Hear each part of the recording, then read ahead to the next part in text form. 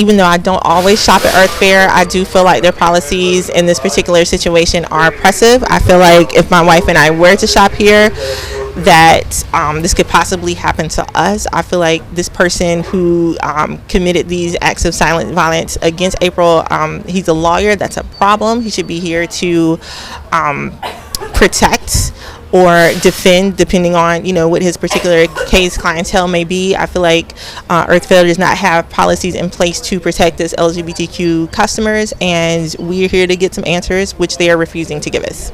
With marriage equality, right? You know, we know that marriage equality has never been our march to queer liberation, and it leaves a lot of people out of the conversation, particularly the experiences of queer, trans people of color that experience this every day. And this is as equally as violent as anybody else. So we don't have to wait for one of us to be slain in the streets to know that this is what adds up and this is what causes things like this to occur. So that's why I'm here now, is to reclaim our movement. Well, the violence against the LGBTQ community is suppressed through a larger conversation around marriage equality, and that's not what is going to get everybody free. So we know that violence looks like LGBTQ people not having a livable wage, not having access to health care, being deported and detained and mass incarceration. So we have a legacy of resistance. The Stonewall riots was with working class, trans, queer people of color fighting against police brutality, and so that's what we're doing in some of our movement work, is that those beasts are alive and well. And so everyday emancipation looks like uncovering the real experiences of queer, trans people of color. So to be a part of that would look to grassroots organizing that's happening, because our larger LGBTQ organizations are not addressing a lot of the things that are directly affecting us. North Carolina has the largest amount of brown LGBTQ families out of any southern state. So that's really powerful in the ways that we need to take care of ourselves and each other. So what we're asking for now, that we have held our kissing, we'll be back. We're asking everybody contact corporate, and our 3 demands that we'll make public, that we've made public to you all. We're going to be coming together.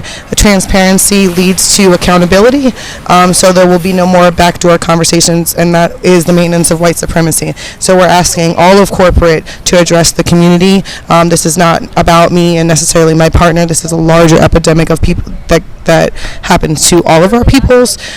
So we, the Queer People of Color Collective, is going to be holding a Know Your Rights session and workshop for folks, because I know that I hold immense amount of privilege, the fact that I was not arrested that day, and even though I received very hostile threats of arrest, which was inherently racist because I was the only black person involved, that didn't happen because of my level of privilege and me knowing these things, and they don't care about who you are anyway when they arrest you, right? I do want to hold that, and a lot of our people don't have days outside of handcuffs once that happens.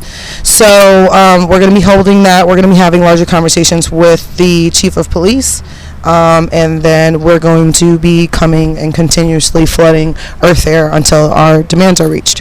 Yeah, it's really messed up what happened to her.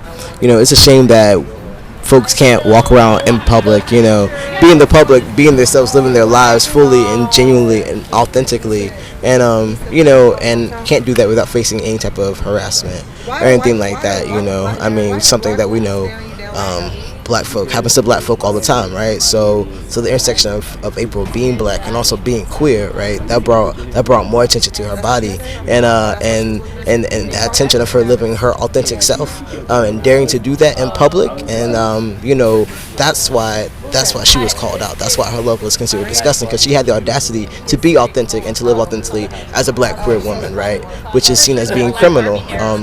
So yes, I mean, so we're going to be out here being in solidarity with April throughout the rest of this process. All we ask for is for the manager to come out and talk to the community, a community who shops at his establishment, right? So we're not just random people from outside of Greensboro. We're Greensboro residents who shop and spend our dollars at Earth Fair, right? And so this happens to April, it can happen to any of us, right? And that's what it's about, knowing that this could be any of us at any day and time. So if it doesn't stop here, who knows how things can escalate when it's another person who comes into the store, right?